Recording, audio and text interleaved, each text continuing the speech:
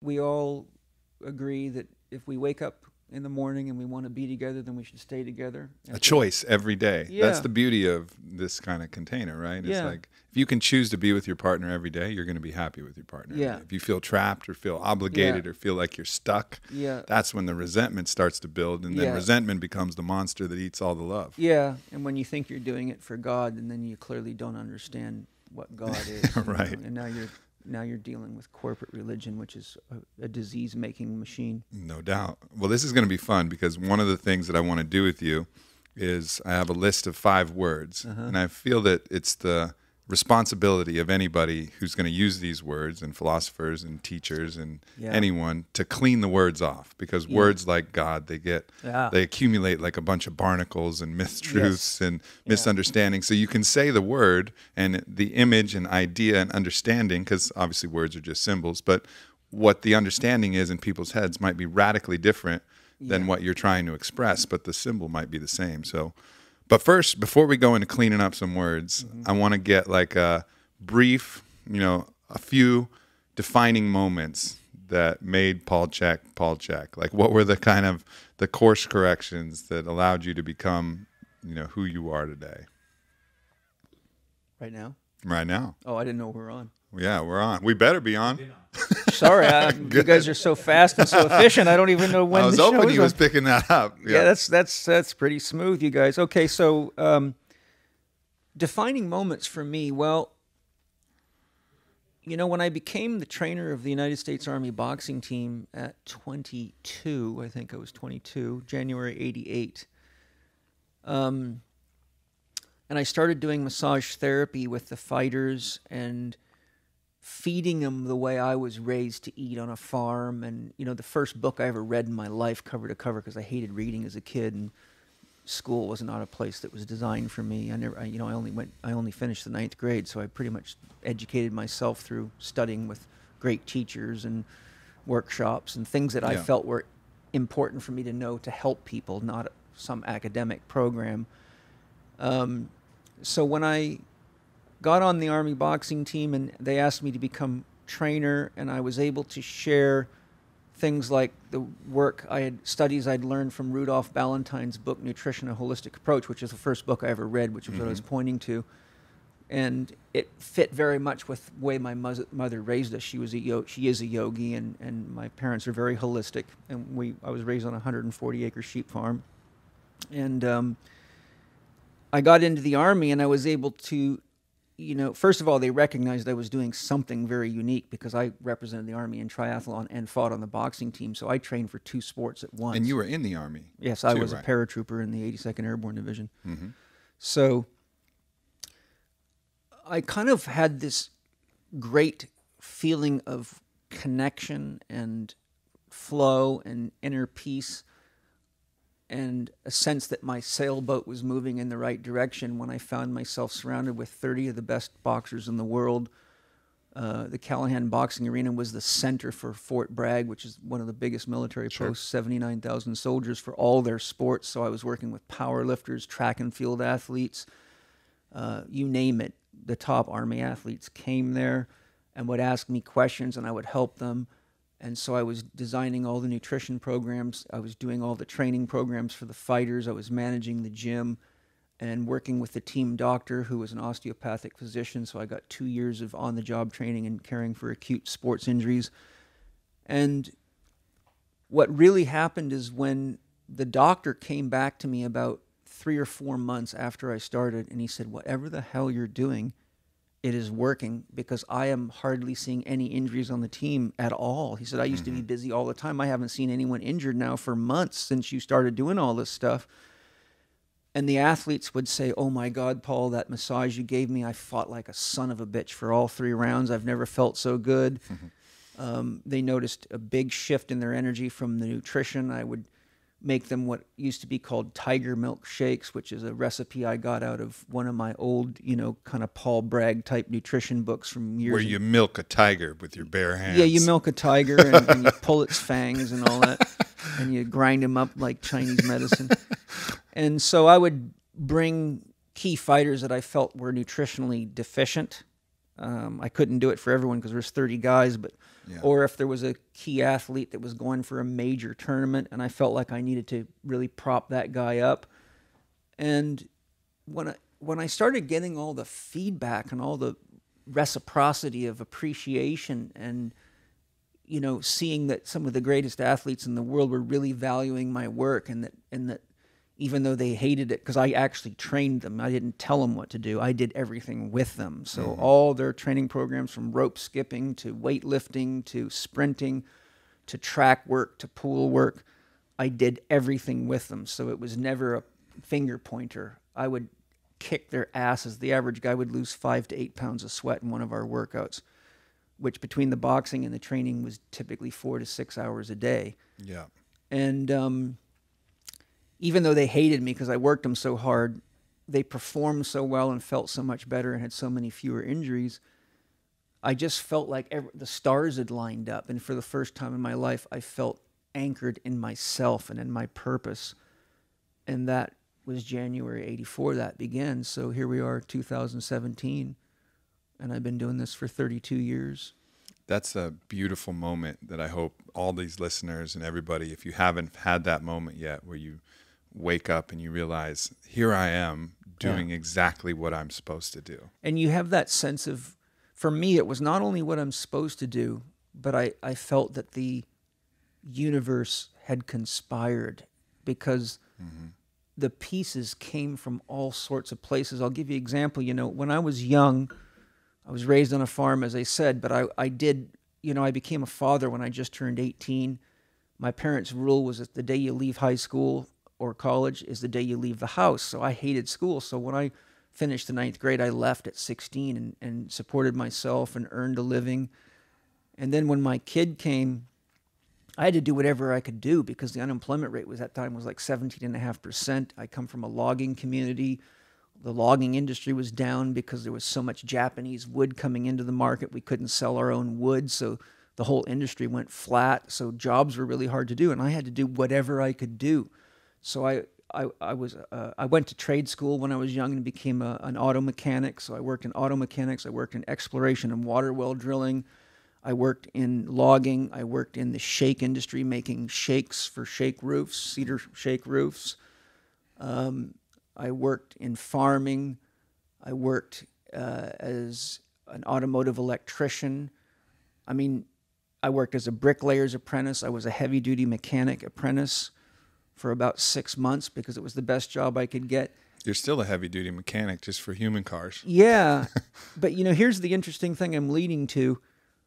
1,000 times I've had athletes and people say, Paul, you can explain things in ways that I can understand them, and no one else makes it clear to me. And I found that Spirit had guided me into each of these professions, so that if I'm talking to a plumber who's got a problem with his body, I can use plumbing concepts and plumbing analogies because I can understand how a plumber's mind works. If I'm talking to an electrician or to an auto mechanic, I found that I had been guided to these different work experiences to learn how to see the world through the eyes of the different trades. And then I could explain the body, the mind, and the soul and Great Spirit in ways that could be interpreted and understood by these different people. And so I find myself speaking in analogy and metaphor that makes connections, that make things clear. And I found when people are clear, they're more responsive and they're more committed because they understand how what I'm suggesting they do actually contributes directly to their dream, as opposed to just being told something else they've got to do by another therapist, you know? I think before, you know, I felt like I was living my purpose, which is, you know, running on it, doing these podcasts, writing these things that I'm doing now. You know, I was 30 before any of this happened. And I would look back and say, you know, I must have gone off course at some point. It's all over for me. I fucked something up. I took a left when I should have taken a right. And here I am, never going to live my purpose. It's all, you know, and I had these kind of self-defeating ideas. I still kept the faith. I kept that star of like, I'm going to keep fighting no matter what, just because that's my nature. But then, you know, ultimately when everything kind of came together, and absolutely, you know, I can only take the smallest amount of credit because of all the help that the universe seemed to provide, all of the pieces that happened to come together. But then you realize I couldn't have done what I'm doing now without all of the wandering paths that I'd taken. So everything in my former path, all the pain, all the frustration, all the failures, they become redeemed when you realize I needed all of that to be the person I am now, to do the thing that I'm doing now. And you can't figure that out until you have enough life experience that you can actually see what's always been there. And, you know, like many young people come to me in my various programs and say, I don't know what my dream is. How do I find my dream? And I say, well, listen, it takes most people till they're about 35 to have enough life experience to even be confident in trusting themselves as to what their dream is. But what you need to know is that your heart is the compass. And right now, what your dream should be is to follow your heart and make doing things you love to do and learning things you love to learn more important than making money. Yes, we all need money, but if money becomes your prime directive, you can find yourself digging yourself into quite a deep little rabbit hole where all of a sudden you've got money, but you're unhappy even with your cool car, your nice house, and all the things that money might buy, but because you've prostituted yourself for money. Yeah. But if you're making half as much money, but painting the paintings you love to paint, or working as a landscaper because you love working with the earth, or something that you love, you'll find that you'll come to the end of where all of a sudden the painting's not so exciting anymore. And that's your heart saying you've now got enough of this lesson to go on to the next stage of your development of your legacy or your overarching dream. And it takes a lot of courage to listen to our hearts. Yeah. But we're not taught to listen to our hearts. We're taught to listen to our heads. And the head is a very dangerous director. Yeah.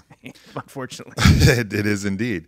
So let's this is the first word that I wanted to define, and it includes things like heart and head. Mm-hmm. So when you think about the self, you know, when you think about a person, think about the self. Yeah. How do you go about defining, explaining the self? Because obviously it contains many different components. Yeah. Do you mean self with a small s or a capital S or all caps? Well, that's what we have to define. Because when people hear the word self, I think they get confused. I'm going looking for myself. Right. Is the trope, right? Yeah. Well, if you go looking for yourself, all you're going to find is someone looking for themselves. Right? Well, yes. I mean, I do understand the term, and that's really what we've been talking about is, you know, how do I know when I'm on the right path? How do I know when I'm living my dream? Like, I can look at you and look at your business and see how things run, and I can say, Aubrey has found himself. He's doing what he's meant to do, and you can always tell when someone's doing meant to do because there's not a division of their sense of purpose or their sense of value or their sense of how they use their time. Everything's moving together. It's like, to use soldier terms, everyone's marching in step. So I don't see Aubrey have one part of himself wish he was somewhere else and the other part wish he was here and the other part saying, oh, maybe I should do this. Everyone's in step metaphorically. So self with a small s means the same thing that ego does, which means border, barrier, or self-definition. Mm-hmm. In developmental terms, Rudolf Steiner and others have shown that it takes about 21 years in a healthy tribal society for a person to develop an ego, which means to fully differentiate who they are relative to their family, to their programmers, to their tribe. In other words, they know who they are when they say, okay, I'm a blacksmith's son and I am mastering blacksmithery, or I am a hunter, or I am a warrior, or I am someone who works with like a medicine man or harvesting animals. The self really, though, as I'll show in a second, is quite an illusion. The self in psychological terms or modern parlance or in Jungian terms is a meme-plex or an idea-plex. Because ultimately, when you say, well, what are we, without getting into identities or labels, oh, I'm so-and-so from so-and-so and I practice such and such a religion, those are just labels. Which are dangerous when you start identifying those as completely yourself. Well, they are very, very dangerous. And what I'm about to say is to show you how dangerous they are, because people believe those thoughts until they get mature enough to start questioning their thoughts, which usually takes enough pain to go, wait a minute, if God is supposed to be love, then why am I so in pain when I follow the 10 Commandments? You know, this doesn't make a lot of sense to me. It's a really prick, that God guy. And everybody, if you don't know what God or love means, don't worry. We're coming at those next. Yeah, that's coming up. So in Jungian terms and in other psychological terms, a selfplex is a collection of ideas that you have collected that you use to navigate your relationships with yourself, with others in the world. But behind that, there's something that's quite elusive that usually takes a fair bit of maturity to get to, and it is really the truth of what we are at the capital SELF level, and most spiritual practices are processes of self-realization. So the real truth of us is that if I said to you, Aubrey, what would happen to you if we got rid of the water in your body? Would Aubrey be here? Well, here would be the interesting part of that. Would Aubrey be? Yes. Could we be having this conversation? No. But we could. Right? So then I say, well, where did that water come from? The earth. It came from everywhere. Yeah. Right? Because we don't even know how it got to the earth. It came on asteroids made of ice is one theory, which means it came from everywhere in the universe. We can't isolate that. And then I say, okay, well, Aubrey, you're made of earth as well. And that came from somewhere outside of you.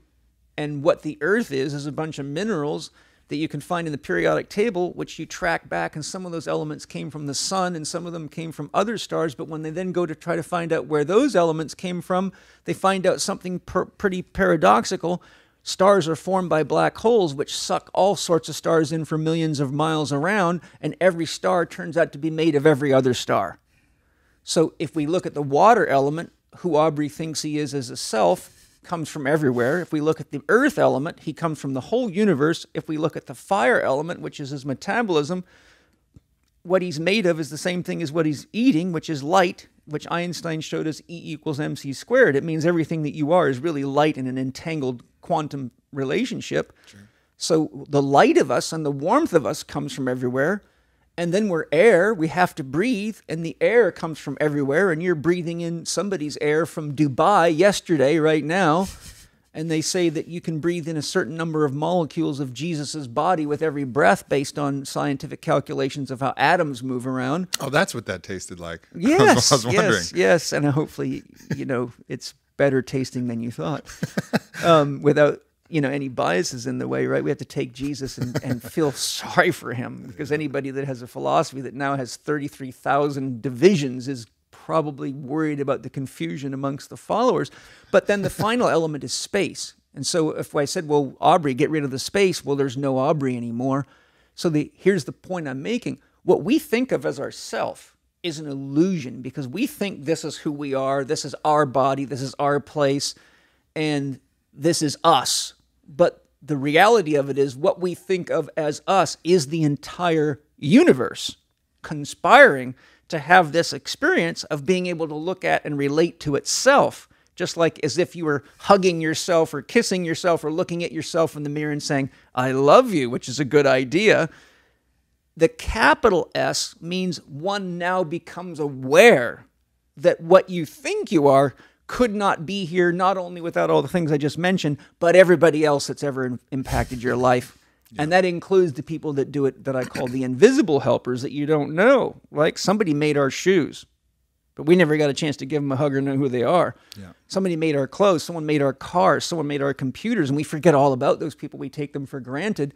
But think, who would we be without our computers and our phones today? We wouldn't even be modern humans. We couldn't even fit in. Well, these friends wouldn't know us. Right. For sure. But you see, all these people are part of our lives. So self-realization, which is much more of a Taoist or a Buddhist or a Zen concept with a capital S, or a yoga concept, means I now realize that there's two layers. There's the self-plex, that are the ideas that I embody that give me a sense of purpose, meaning, and values that I live by. But then there's the deeper realization that I really am everybody else around me. And the deeper realization that takes more spiritual maturity is to realize that I am also all the people I don't like, because those are the parts of myself that I bury. And until I become a wise man, I project my anger, frustration, resent, guilt, and shame about those parts onto other people. and name them and blame them. A good example is people have all sorts of ways to describe Donald Trump, but I always remind them for every finger pointing that way, you got 3 pointing back at you. So if you really want to understand Donald Trump, be brave enough to find that man inside of you. Where is the crook inside of me? Where is the woman abuser inside of me? And that takes real spiritual courage to look that deeply into somebody. And then you can realize that somebody like that, who is just an icon for the people we don't like, actually is a great opportunity for us to see what we can heal inside of ourselves to make a commitment to making the world a better place instead of expecting somebody else to do all the work.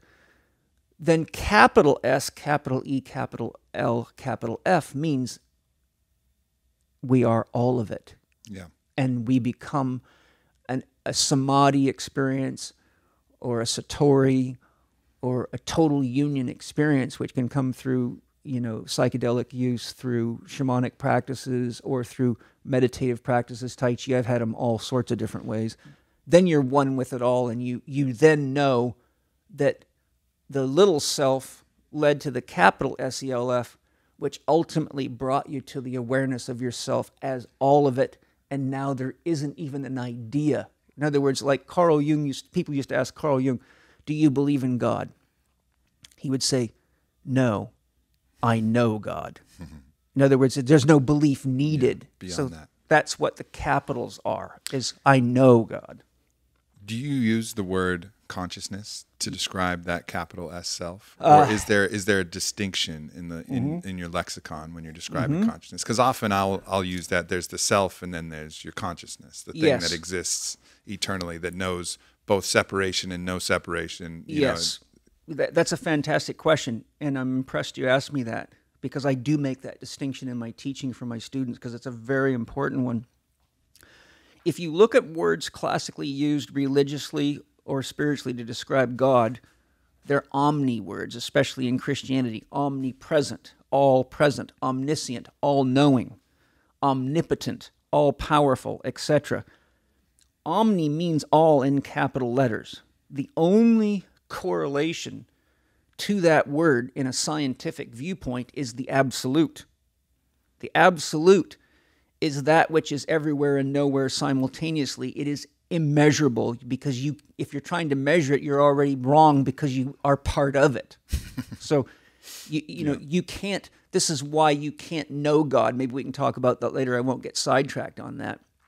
But so consciousness, in my lexicon, is the equivalent of the absolute, which is the equivalent of the flat line. So if someone's measuring your electrocardiogram and you're getting a pulse, the flat line is actually everywhere and nowhere simultaneously. For example, if you look at the work of Itzhak Bentov in his book, Stalking the Wild Pendulum, who is a genius, the first scientist to really explore meditation scientifically and the inventor of the pacemaker, he shows that using mathematical calculations, you can prove that when a pendulum's just swinging, like if you take a crystal pendulum and swing it, at the moment that it stops moving in one direction, it's everywhere and nowhere in the universe simultaneously for an instant.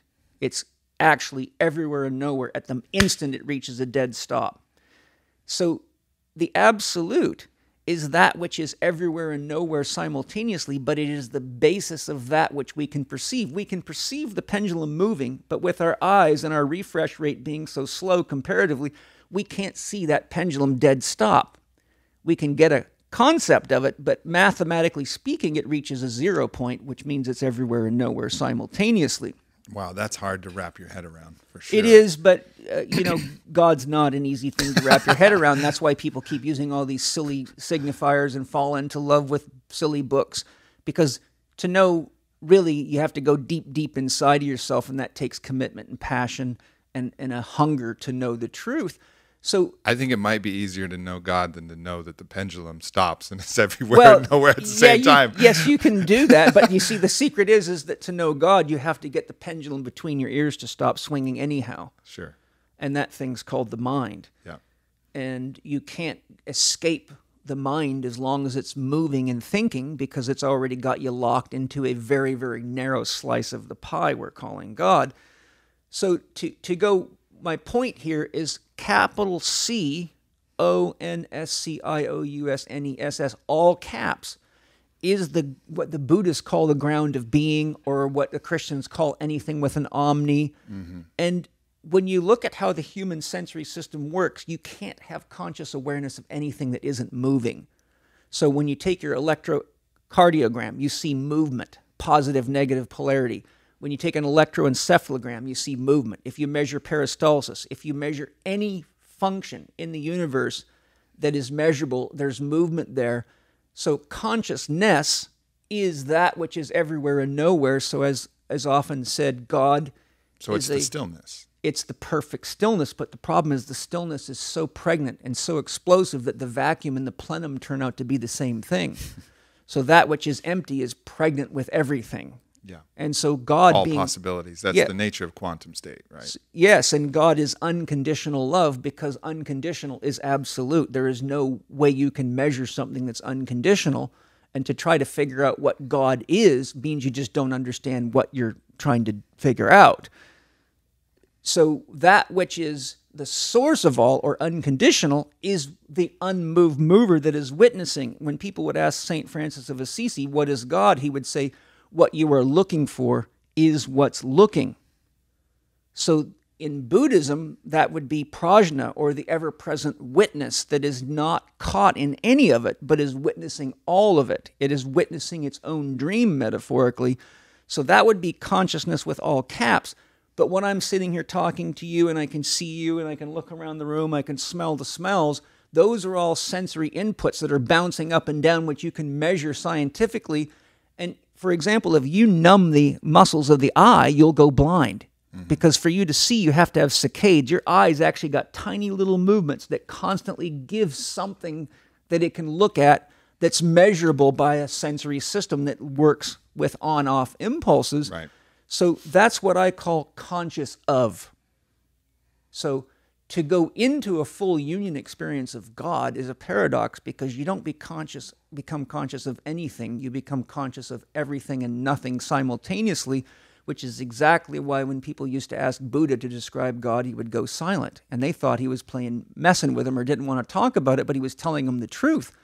There's nothing you can say, because the instant you speak of anything, you use vibration, you use symbols, which are words that separate everything from everything else.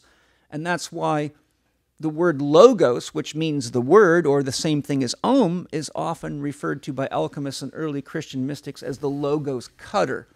Because to describe God in any way is to cut the pie with words or symbols and leave you in the danger of believing that what was just said was true. And when the mind, the ego, thinks it knows, it stops looking, and that's what is one of the biggest problems with religions worldwide. So for you, capital C consciousness and God are synonymous. They are synonymous. It is the witness. Conscious. I mean, if it's because you're conscious that you can hear yourself talking and witness me. Right. But it's because you're listening to me that you're conscious of. Yeah. That makes sense. Yeah, of course. So, and that's I think important to have. You know, there's certain things that are synonyms that we use different words, and that the consciousness that you find in the stillness is the union with God, and then so can be that thing that you call God. So all is consciousness. Yes. All is God. Yeah. And then everything that is dividing is just a division of which, but you can still kind of wrap your whole arms around everything with all the divisions and still call it all God, which then goes back to your point of there are no divisions that you can accurately see, or judgments in people, even like Trump or another identity class or whatever. You get to the metaphysical truth and you realize, oh, all is God. Yes. And that is me, you know, they are I. We have just been cut in a different symbol so that we can experience a different, you know, fragment of the same reflection of the same diamond, which is capital C consciousness, or God. Yes. And there's two things I'd like to share. One is that there's an old sort of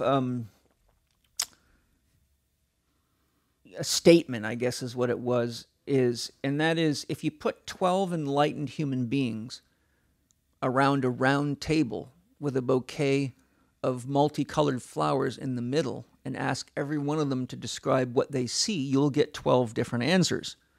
because they're each having a unique perspective, but they're all enlightened. And the reason I share that is a lot of people have the misconception that everyone that's enlightened is seeing and perceiving the same thing and that they don't have an ego. The ego is absolutely critical because without the ego, love cannot exist. You can't move. You can't there is perceive. no subject-object relationship. Love is based on an I-thou. So if I say, I love Aubrey, Hey, thanks, Paul. I do, buddy. I am loving thou. I love thou. But you see, without that sense of who I am, how would I know that I'm loving you or being loved by you? Sure. So one of the things that's sad is that many, especially the Abrahamic religions, Christianity, Judaism, and Islam, they're ego killers. But paradoxically, they have the biggest egos of all. They love to fight like hell. And the reality of it is that it's not about killing the ego. The ego is what gives you the opportunity to love and to live and to go on your own hero's journey and to enjoy relationship and food and experience everything. I mean, imagine if you had to taste everybody else's food all at the same time. You're like, would you please quit eating that? Well, even the ability to say that would mean you have an ego already.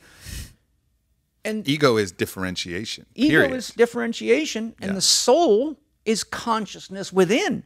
Only God can give a soul. Only the universe can give a soul, and only that which creates the universe can give a soul. And what is a soul but the consciousness of that which is within us? It's the sense of, I agree with Paul or I don't agree with Paul, or I can feel my stomach gurgling. All that is based on the consciousness of the inner experience of self. So soul is consciousness within. Spirit is that which moves everything. And the ego is that which perceives itself as having an experience as an actor in the grand play or the grand illusion of Maya or the dance of Layla. So you see, in the middle of the coin, you have pure potential or unconditional love that empowers it all but does not claim any identity. On the other side of the coin, you have the feminine expression of the soul, which is the receptive feeling mode. And then you could say the ego is really spirit's chief creative form of expression because it's what gives us the ability to dance, sing, play, and be at the party. And you can't break that trinity because that's how you move potential into actuality. Just like you have to have a positive, negative, and neutral for an electric circuit or it will not work. It'll short out and you got a fire.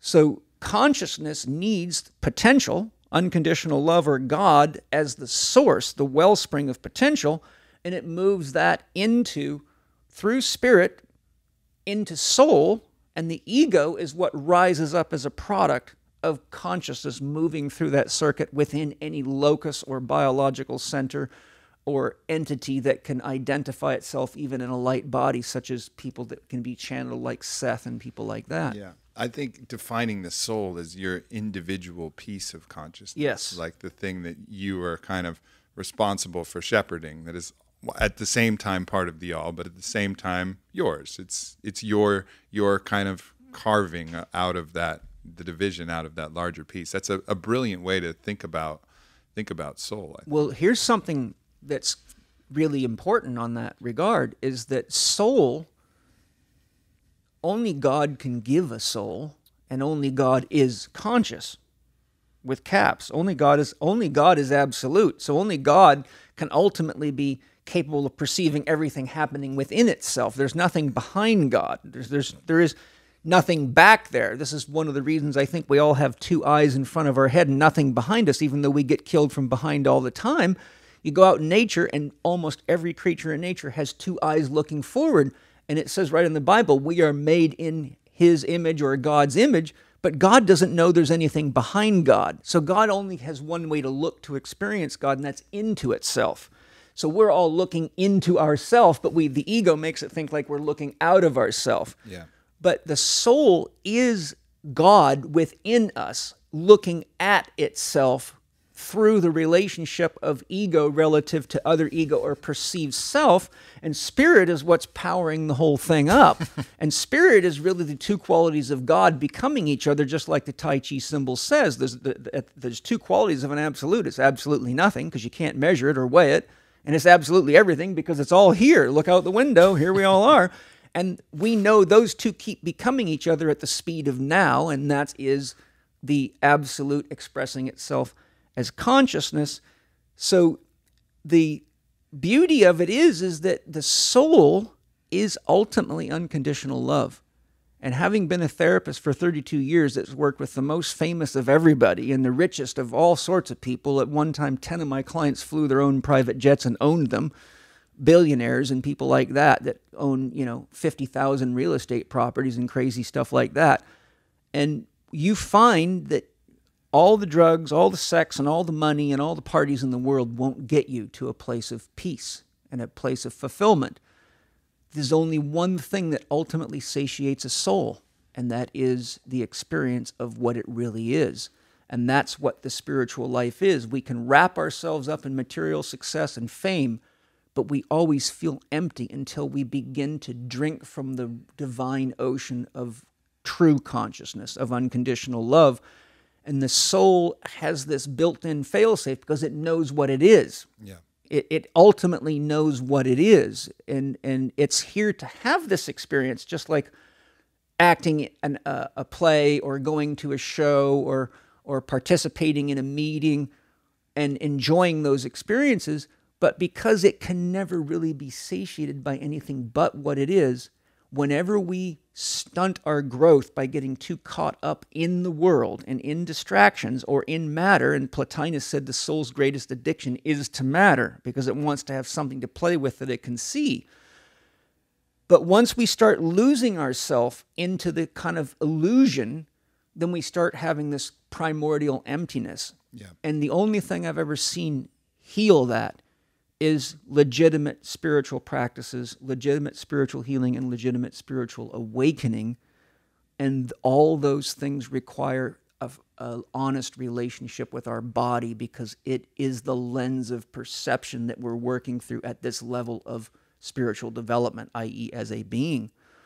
So one of the concepts that I've really latched onto from the Toltec philosophy is this concept of controlled folly. And that's understanding the soul, understanding what the soul is nourished by, understanding that that is the only way that you'll get the truest satisfaction. But then as your controlled folly, understanding that it's a game, you can play billionaire, you can play, with girls and drugs and parties and whatever else. But always know that if it goes away, you just let it go with a laugh because it's playing a game. It's like folding up the Monopoly board. It's your own fault if all of a sudden you get all annoyed and riled up because someone just got that fourth railroad, and every time you go 10 squares, you're going to have to pay $200 fake dollars. You know what I mean? Yeah. Like at the end of the day, you should be able to play in all of that, play it for real, play it for fun, but ultimately the game board goes away, goes back on the shelf, and you have to realize this was all just folly. The thing that exists, that which is real, is the nourishment of your soul and spirit and consciousness. And without the game, how would you ever get to the conscious awareness of what's been inside of you all the time? And, I teach people how to connect to their soul specifically so they have an inner compass that's more reliable than the one between their ears called the head. Because when we let love guide us, it guides us to love. If we're in trouble, we want support from people that love us, not people that don't like us. If we're lost, we want to find somebody who loves the mountains metaphorically enough to know the trails that we don't know. So when we go through all the things of life and inevitably things happen, people that you thought you would love forever, you end up in a heated divorce with, and you go, oh my God, I never ever would have dreamed in a million years that this would be happening. You can have a very successful business. And, like, for example, in 2008, when the stock market crashed, within a year, I was $650,000 in the hole. And people got so scared to death, they stopped buying education, taking courses. And at that time, I don't know, my monthly overhead was about $100,000 a month before I got paid anything. And I was like scrambling hard to keep the Institute alive so it didn't perish. And I had to work myself day and night to make it through that. But my point is, I turned to that which makes my heart beat and said, what do I do now? Do I shut the Institute down? Do I go work for a large corporation? How do I make it through this? And Spirit always said to me, no, just keep doing what you're doing. You'll be okay. Just stay focused on sharing your love and sharing your wisdom. And I got through it. We all worked together as a team. We within 2 years, we paid off all our debts and got ourselves back in the green. But the point that I'm making is if I didn't have spirit and enough trust in spirit to know that I'd be okay, I could have easily sold everything for cheap, jumped off, become a therapist somewhere, and been miserable knowing now that I was working on one person at a time instead of being a world worker.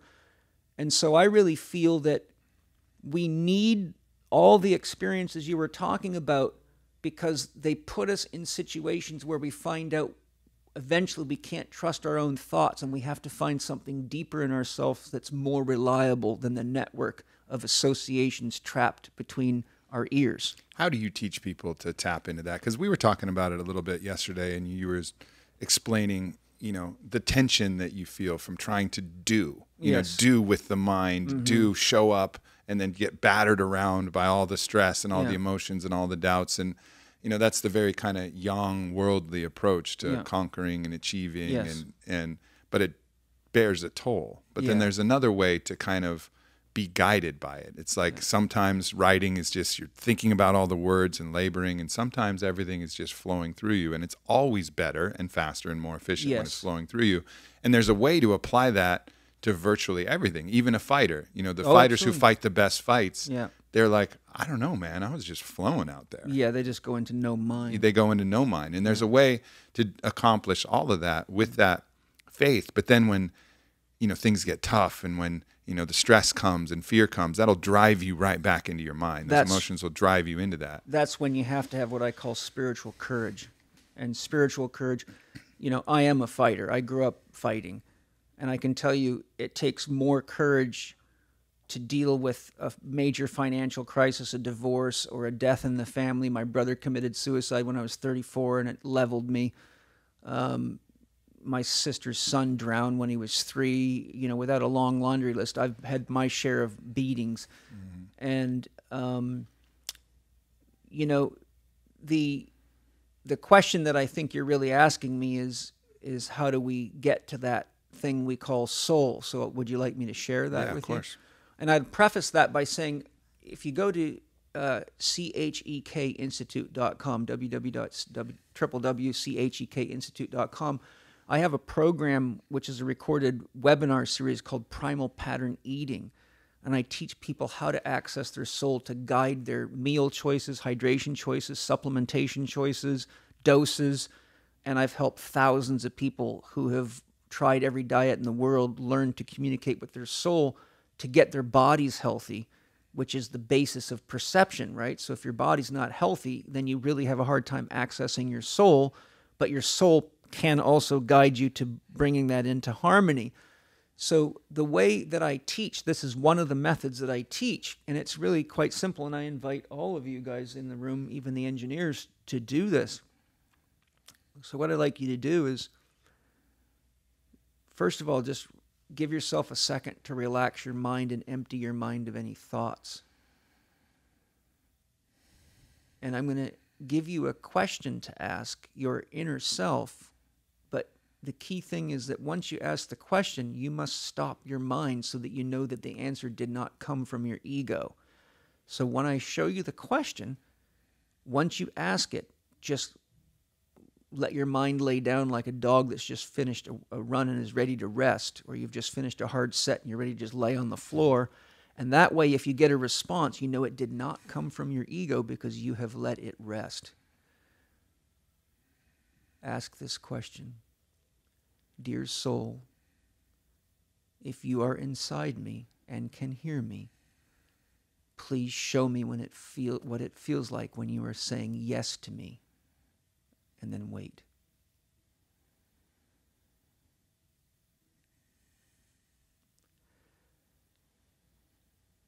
Dear soul, if you can hear me, please say yes to me loudly 3 times in a row so I am sure you can hear me.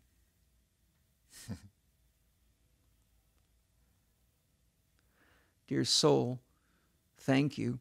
Please show me what it feels like when you say no to me. Thank you. Dear soul, please alternate your yes and your no loudly 3 times so I'm sure I can tell the difference.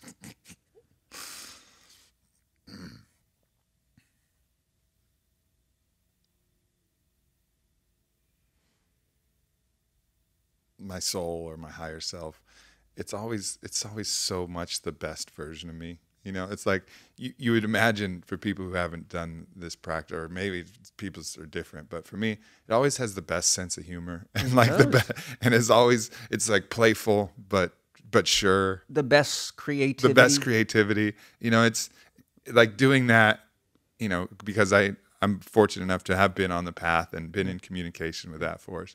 You know, it's following along, but it's also fucking with me, and it's also like it's also laughing. Like, how many more times you want me to do this? You want me to keep going? I'll keep going if you want. Like, yes, no. Is that good? Like, it's just such a rich part of yourself. That's just, you know, it's not coming from this thing, this slow, clumsy, cumbersome mind. Yeah, listen, people think they have a soul in their body, but that's actually wrong. Your body is in your soul. Your mind is in your soul. Your soul is a field of action. And to put it into perspective, God is the field of action.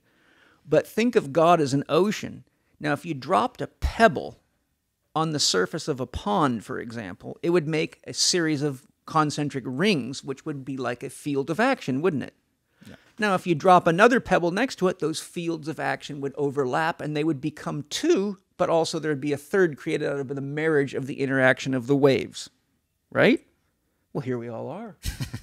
God is the ocean, which is the soul, or all caps, capital S, capital O, capital U, capital L, or capital consciousness, within which God's dream is like a little kid throwing pebbles on the waves of the ocean, and each of them has a sense of self, but can't exist in a meaningful way without the other ones, because without that there would be no love. So when you're ready for my definitions of love, I'll give them to you. I think we better go there pretty soon. But isn't it, I mean, was that clear to you guys? Yeah. You did not answer the question, did you? Right. Your soul did. And it clearly says, I am here. And when I say no, you feel like a no. Mm-hmm. You feel like, don't do that. Not stable, not secure, do not move forward. So the secret to communicating with your soul is to learn to phrase questions that can be answered with a yes or a no. And to be still. And be still. And if you're not willing to listen to God, then I got news for you. Going to church doesn't do a damn bit of good. Reading spiritual books doesn't do a damn bit of good, because God's already inside of you, and you don't need the bookstore or the church. All you need to do is go sit under a very tall tree and listen, and you're there. Yeah. So there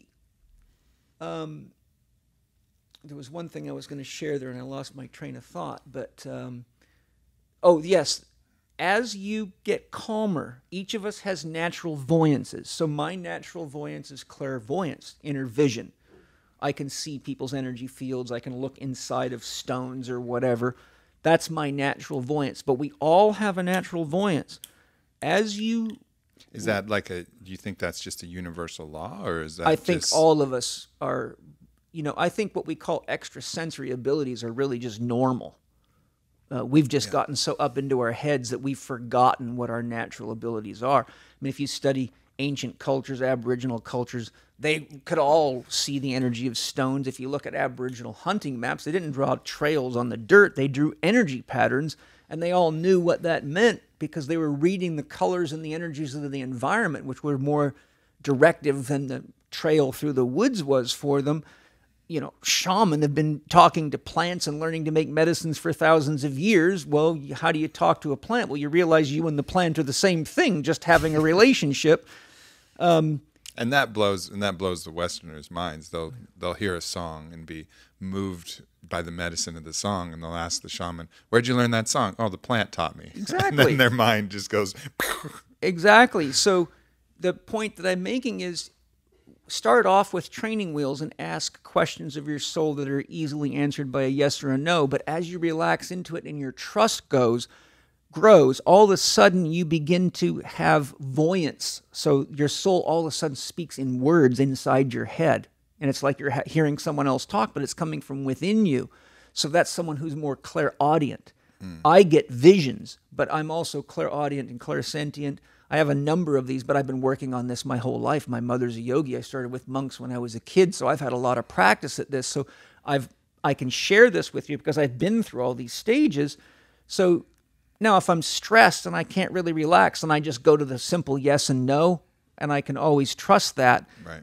But typically you'll find as you practice talking to your soul more and more, the communication gets richer and richer. So for like when I'm working on a client, like I was with you yesterday, if my soul wants to, I will say to my soul, what would you like me to do with this person? Sometimes I will see a whole video-like experience of what caused them the pain that they're having. And my soul might say, don't work on their body, talk to them about the real issue.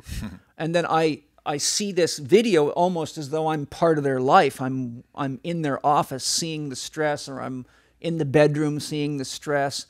And, you have to have a fair bit of courage to see God, because God, goes through a lot of pain and a lot of sadness to uphold the beauty and the value of love and goodness. Those two have to go together. So it takes a lot of spiritual courage. A lot of people think God is only the good stuff, but God is all. Isaiah 45:7 in the Bible says, I, the Lord, create the light and the dark. I create good and evil. I, the Lord, do all these things. Otherwise, there's no free will. Well, there's no free will. Everything would collapse back into and there unicity. Can't be any consciousness either. Right. Edward Edinger, a famous Jungian analyst and psychiatrist who I really love, says, consciousness is a psychic substance created not blindly, but in living awareness of opposites. And that is damn true. As a therapist of 32 years experience, I can say that if you are not paying attention with a living awareness to the opposites, you will never become conscious. So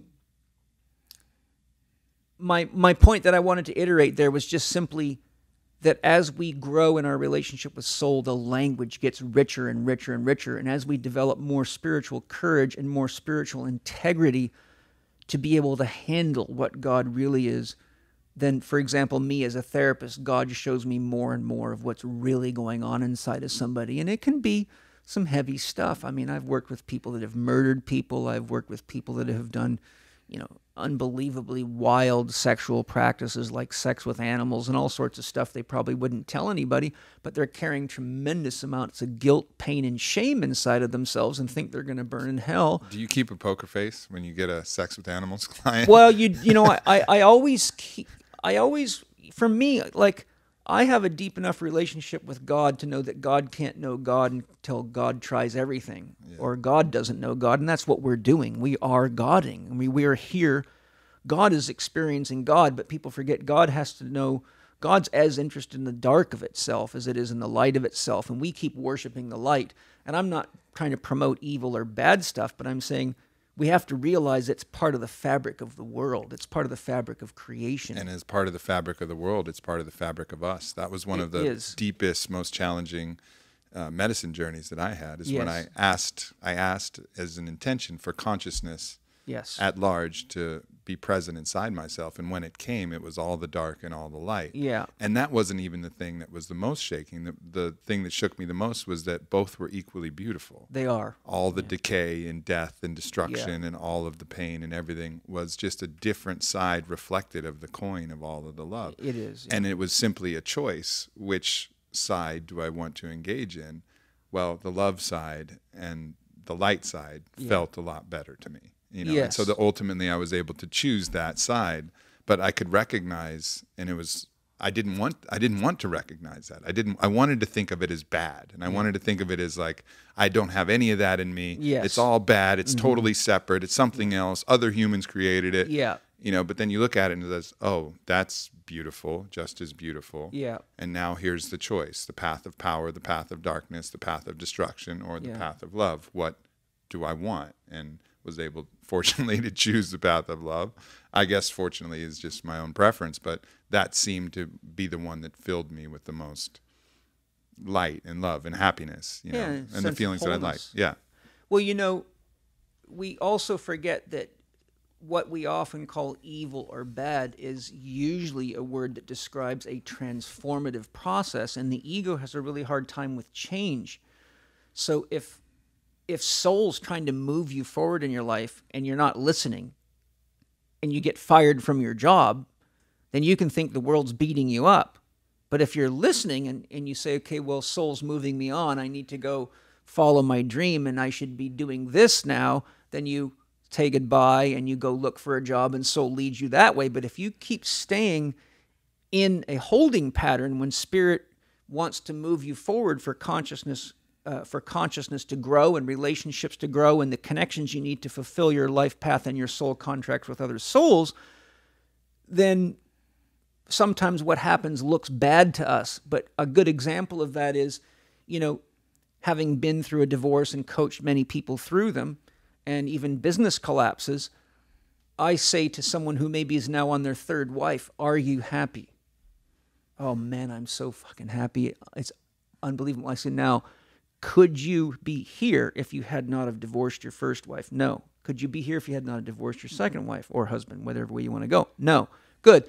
But there was a lot of resent, a lot of pain, and a lot of anger in each of those situations. And had you have known that spirit was guiding you to this life partner, your soulmate, you wouldn't have put up such a fight and worried so much about who gets the couch and who gets the TV and who gets the car and who gets the condo. You would have just said, it's time to move on. We've had a great time together. Let's love and celebrate. And you would have moved on with spiritual courage instead of trying to control everything and feed yourself with material safety and security. I need this much money. I need this house. But when you really realize that spirit's moving us along, then my point is that you see what we often refer to as evil or bad is actually the force of transformation or transition. And one analogy I give to people who think evil's so bad, I say, look at the moon tonight. You look at the face of the moon, and there's something you'll notice about it. It's had the hell beat out of it. The moon has had the shit beat out of it. And it's only because that moon's been struck by countless asteroids that it's now pulverized enough to be smooth enough to reflect the light of the sun back to us and give us moonlight. And without the evil that it took to smooth the face of the moon off, our lives would never be the same. And there you see what looks scary and ugly actually has a divine purpose.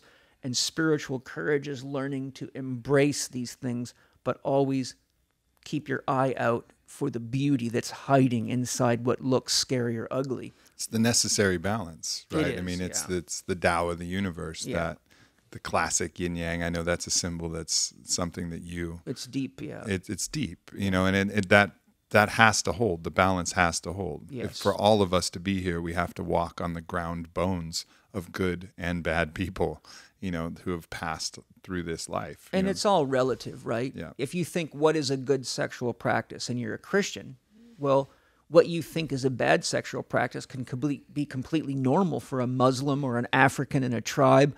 So really, who decides what good is or good isn't?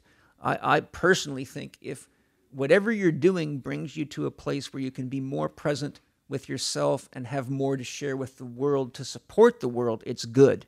Whether someone else agrees with it or not, a lot of people may not agree with you smoking pot or doing shamanic journeys or whatever, but they often do agree with alcohol, cigarettes, and processed sugar, and going to war. Yeah, lots of arbitrary little lines are made. It's really simple. Does it increase love or does it decrease love? Yes, or does it put you into a state of stagnant non-participation or apathy, which is the opposite of love, really. Mm-hmm. So let's define love. Well, I have meditated on this quite extensively, and it's really at the very, very basis of my educational system. So first of all, I wrote a book called Cracking the Love Code, which I haven't brought out in print yet, but I will give you 3 ways of looking at love that was given to me through my meditations and asking my soul these questions. Love is a code. L stands for life, and you must have the desire to live. Anyone can commit suicide, which means they can override the desire to live, which is a demonstration of free will.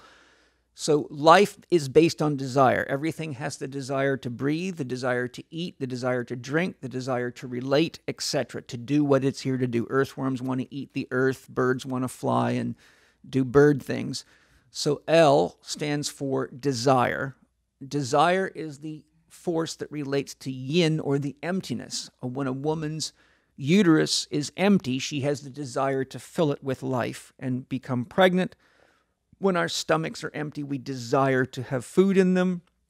So Life is the force that is the experience that requires desire to fulfill itself. O is zero. O stands for zero, or unconditional love, pure potential. So it's what we draw from. Unconditional love is the source of all things created. In quantum physics, it would be the vacuum that's full of virtual particles that actually end up creating quantum particles, which create atoms, which create molecules, ... That's the great chain of being. VE, interestingly, is the scientific notation for volt electron, which stands for the electromotive force, and everything in our world is made of light, and light is an electromagnetic reality. So love in my system is a code which turns out to mean exactly what the Tai Chi symbol does. Yin, empty. O, zero, the line between yin and yang, which is spirit, which means that which becomes this and this which becomes that. VE, volt electron, the electromotive force, which is will, and love's like a jet engine. The harder it sucks or desires, the harder it blows. The more you desire to accomplish your dream, the more likely you are to fulfill it efficiently. If you desire to spend money you can't afford on a car to look cool, you'll put yourself in terrible debt on a credit card or some big loan because your desire is oftentimes more powerful than your common sense or sense of rationality or values or your level of maturity. So you can see that love really is that which desires to interact with itself and everything around it, and to the degree that it desires, it wills. So desire and will feed each other to create movement, and movement is what creates time, consciousness, and perceptual awareness. So in my model, love is really the code of how the universe or God experiences itself in relationship, as relationship, without which love can't exist. Love is relationship. So love is kind of, just summarize that, love is in some ways God in motion. Love is God experiencing God. Yeah. Which requires motion, which requires space, which requires time. So time, space, and motion create a Holy Trinity, without which you cannot be conscious. Yeah. You have to have time, you have to have space, and you have to have motion, or you can't be conscious. Because thoughts move, and thoughts are the mode of perception that we use in order to classify what we're experiencing. Now, you can have feelings without thoughts, but you can't really teach others how to do that without thoughts. To communicate at the level that humans communicate at with the complexity that we have requires thought. So my other definition of love is... And that would be capital L love, that first love. Yes, capital L, capital O with a Yeah. line through it, which means potential in electrical circuitry, and VE, capital V, little e, volt electron. Now, word definitions, I define love, and I'll say it slowly because it's pretty deep. Love is the flow of energy and information through empathic and compassionate connection to self or others. Love is the flow of energy and information through empathic, I feel, or compassionate, I understand, connection to self, I love myself, or others, I love you or it. I, we, all, persons, places, things. We can love persons, we can love places, and we can love things. And when we do, we are empathizing with them. We are resonating with them empathically, or we are energizing or resonating with them compassionately, to understand or to feel. So having meditated on it quite a lot, that was what my soul led me to as a definition of love.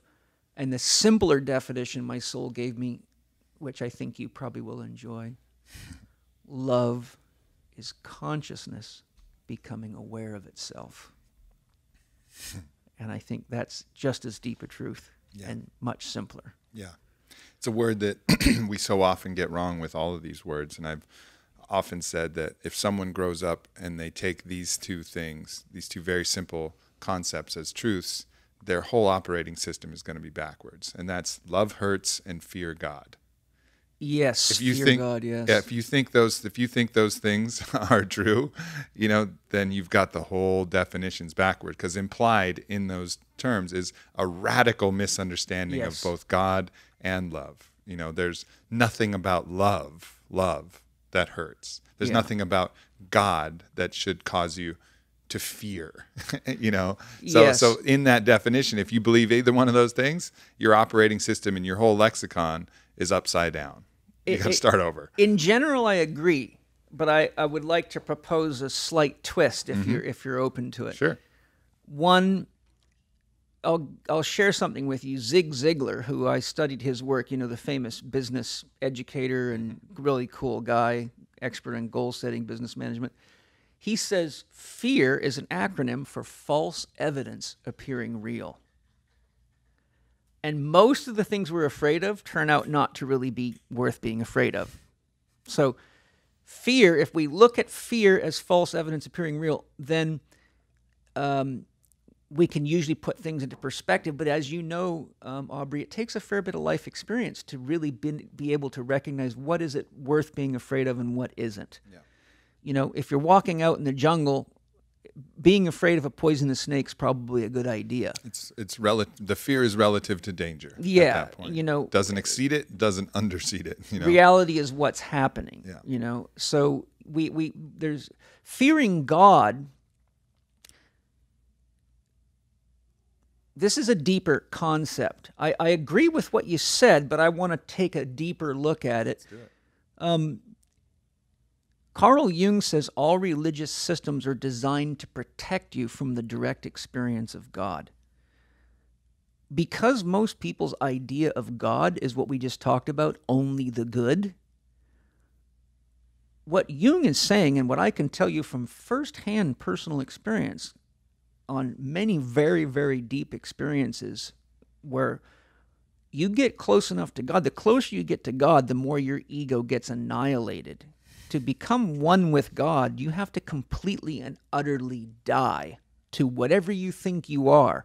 And I have been so deep into God that I literally was saying, God, how can I experience letting go to you, yet having the confidence that I won't leave my family or leave the mission, vision, and values that I came to earth to finish. I don't want to leave that incomplete. I don't want to leave Penny and Angie with all this work on their hands. I don't want to leave in a way that others see disrespectful and diminish everything I've worked for. And God says, if you love me, then let go and trust me. But if you're afraid and your family is more important to you than letting go to me, as long as you're in charge, I am completely in service to you. The choice is yours. Having been so deep to where I am ready to completely be gone, and you realize if you completely let go of what we call our sense of self or our ego, there is not even a memory of your family. There's no memory of anything you've ever done or anything you've ever been or anything you ever will be. And the problem, as Joseph Campbell points out, is once you go into nirvana, which means to blow out or to extinguish, most people think nirvana means an eternal state of bliss. But the real meaning is to extinguish or to blow out, and that is the ego that gets blown out. The drop returns to the ocean, and once a drop goes back into the ocean, you can never identify it again. Sure. So the fear God, as Jung says, in its actual meaning is not be afraid of God like fear love. It means know that to become one with God, you must let go of everything that you think you are to find out what you really are. And the risk is you will never come back. And once you do let go, you may come back as an ant, a cockroach, or a pebble because you've completely given up any sense of control of your own direction. Well, that wouldn't really be you anyways. That would just be another it would be iteration. You. It would be you as it would be another iteration. But the thing is that when you're sitting here thinking, okay, if I go to God and my dream is to come back and lead on it to a higher level of service to humanity. Sorry about it. That's done. I had that experience where I traveled to what felt like the intermediary dimension where I still had my soul identification. Like yes. My soul was still carved out in the niche. And I could feel the call, and that was like one death. It was looking at it like, oh, I've lost my physical body. The death of the physical body has occurred. But then my soul was still there and still conscious of this former life, still conscious, able to look back upon this life. But I could feel the call, and it was very peaceful, but I could feel the call of God, and it was exactly that. It was if I surrendered to that other calling back to the oneness, back to the unicity, I would have literally no memory of Aubrey. No. Nothing of Aubrey would exist. And that was actually, in a way, very scary. Yeah, and that's the fear I'm talking about. And that's, so I guess on the very deepest level, there is something that that is scary, but nonetheless, you shouldn't fear it, because it would be the acceptance of who you truly are, the God inside yourself, now recognizing itself at large. Nothing actually really to fear, but it is scary as shit. So there again is the paradox. I agree with you, but I am a medicine man spirit guide who has a federal license and has taken countless people as part of their healing on deep shamanic journeys, and I know you know exactly this path. But I will tell you that I've had 3 people die in journeys, and I had to go get their soul, bring them back into their body, and do CPR on them to get them to come back. And so there is this issue, for example, of responsibility in relationship. And both of those realities are just as real, because though we think this is the illusion, or Maya, if you want to use a Hindu concept, it is the illusion without which God cannot experience what God is, in which love exists through relationship. And so if we just go with the concept, okay, let's just all go dive back into God, well, not all of us are ready for that. So the question is, now we get into a juggling act with love. I'm certainly not ready for it. I got shit to do. Yeah, me too. And that's why I'm still here, right? That's why I'm here. And some of the people that I took into these experiences, they were ready, but the issue is that they have a commitment to me too, and dying on a journey and turning the Chek Institute into headline news and ruining everything I've worked for isn't really a great way to support humanity, love, or the medicines. And therefore it forces us back into checkmate when we realize that the highest form of love is relationship. Do you use that word as part of your thing, checkmate? No, it's just a reality, right? But you see, that's the paradox of God, and that's why Isaiah 45:7 is so beautiful. I form the light and the dark. I create good and evil. I, the Lord, do all these things. So, we can choose to love God as God, but then we become fairly invisible to the people that need God the most. But people like you and I and others, and the Thich Nhat Hanhs and the Deepak Chopras and the Eckhart Tolles and all the beautiful souls of the world, for which there are many that get far too little press, the world needs us to be here. That's the principle of Bodhisattva, right? The one who could find nirvana, find enlightenment. And just leave it all behind because it's an illusion. Surrender to God, or they, out of compassion for the souls that haven't found God, that are suffering, stay here and do the work. Yes. And that is a fundamental choice. And so that's why we're here. We're tending to the garden because we have more gardening skill and we see the beauty of the garden. And that's what the fucking garden is so beautiful, Paul. It is. It is beautiful. And all the people in it, whether they're confused, whether they're in pain, wherever they're wandering, whatever they're going through, they're fucking beautiful too. It is. And everything makes everything go, just like the day needs the night and the night needs the day. You can't say, geez, I wish there was no night, because the whole earth would catch on fire in no time. And if there was only night and no day, then things would just be too terribly flat and we wouldn't be able to see each other dance so well. Yeah. And we'd have to start lighting fires, and why'd light a fire to see when you've got the sun, which is a massive fire that does a better job than anything we can light up without destroying the planet anyhow. So it is beautiful. And that's a real sign of spiritual growth and development, when you can find yourself having a shitty day or something happening that you wished would have never happened, like a divorce or a bankruptcy, but still walk out the door and go, God's got a great sense of humor, and to the degree this hurts and is scary, I know that what goes down has to come up, so let's ride this sucker and go for it, and I think that's the difference between kind of corporate religion doesn't teach you that. Yeah. But spirituality gives you the toolbox to really... Experiential spirituality. Yeah. Real spirituality is a show, not tell game anyways. It is. And you got to feel it. Yeah. And, like you and I were talking about, I think at one point, God is a verb, not a noun. People talk about what God wants and what God needs all the time. Like you need to do this or God's going to burn you in hell. And I say, look, if you understand what the word God means, God has everything. God has you. God has the universe. God doesn't need a damn thing.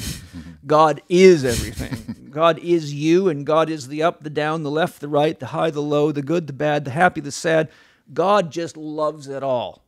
And so don't worry about what God needs, because God is God, because God needs nothing. This is art for God. This is not some kind of school test that you got to pass. This, there's only one of us, meaning there'll never be another Aubrey, never be another Paul Chek, and the only one that judges Aubrey at the end of Aubrey's life is Aubrey, because Aubrey's the only one that can judge Aubrey, because if God is God, God's unconditional love, so God's already said, perfect, whatever you did, I love it. You want to be fat and slothy, or you want to be Adolf Hitler, then let's do a damn good job of it. And we all love a good movie, and we love it when someone like, I think it's Heath Ledger, the guy that played the Joker and Batman, we love a good bad guy just as much as we love a good good guy, because without the polarities, then the movie's boring. We love the villains, we love the sick people, and we're all in the divine play or the divine comedy. And I think if people realize that God's doing this because God loves the play, this is actually God having fun, and God acting, and God arting, but God does it 100% so thoroughly that whatever you do is already perfect. If you want to be a cop-out or a lazy this or a lazy that, then that's your role. Do it well. And if you know that, then just stop complaining. Yeah. Right? It's one thing to be lazy or disappointed all the time or depressed. It's another thing to know that's your role and say, I'm being depressed today because I'm good at it, and that's what I'm here to do. You're just God-godding. You're godding. God-godding away. Just don't beat yourself up over it, because I can get along with your depression. It's when you don't like it that it gets to be a problem. Right. Checkmate. Hey, baby. That was it. Beautiful. I'm going to officially call this part 1, because we got to do this again. I'm ready for you. And I really appreciate, because I do so many podcasts where people ask me like, well, how do you structure an exercise program? Or what's the best exercise to get rid of fat? And I always say, would you please ask me something meaningful? And Aubrey, you're the king, baby. Today you rung the bell. You climbed the highest up the tree and you rang the bell to ask me the most meaningful questions and put my life into a sense of purpose, because I had to work my ass off and grow myself spiritually just so I can give you an answer that wasn't cheesy. At least I hope you agree it wasn't cheesy. Hell yeah. That was beautiful, brother. That was beautiful. Happy to play my part and be a part of this dance, man. It's been great to get to know you. Thank you. You too. And it was great to spend time here and see the beautiful environment you've created and the team you have, and to feel the spirit running through here, on its breathing, man. It's alive, baby. Yeah, it is. It's alive. And it's how I feel about my institute. I got beautiful instructors who are deeply committed to their spiritual growth, and to the students, and I have a great staff, and we've worked through a lot of challenges together, and there's life in that, and that's when things are worth living for, when you breathe with each other instead of just existing. Don Howard said the warrior's heart beats as one heart. Yeah. And when you can feel that in an organism, when all the heartbeats are synced and we're all pushing towards the same mission, there's very few things as beautiful as that. So, well, ChekInstitute.com. Yeah. That's where people can find you. Yep. CHEK Institute. If they want to see my blog, they can go to Paul, CheksBlog.com. And I've got over 500 videos on YouTube if people want to get a sample of what I give away. That's my public service donation. Each week I do a video. Some of them range up to over an hour. Some of them are short. Short is not my specialty. And that is youtube.com/Paul, CHEK Live, all stuck together. And that'll give you a lot. But there's a lot of great stuff at the Institute. And I think Penny's given some specials for your listeners that Kyle has ready to share with you, so you can share. Beautiful. Yeah, we'll add that to the intro and the commercial too. Thanks for all your love, and thank you to all your crew helping us. Yeah, here. Absolutely, brother. And thank you to you. Thank you for I got to thank you for something else. You know, I've never really enjoyed the Texas experience. And I've been to Houston and thought, who in the hell could live here? And I've been to Dallas and said, oh my God, there's a place as bad as Hollywood for smoke and mirrors and plastic. But you gave me a reason to come here to Austin, and I found what feels like San Diego and San Francisco tucked into a little place in the middle of all the redneck hideouts. And I'm at your place last night going, my God, I feel like I'm having a Hollywood, Beverly Hills, San Francisco, San Diego, all wrapped up party in Texas. So you gave me faith in Texas. Yeah. That's what I'm talking about. Woo! Thank you. All right, brother.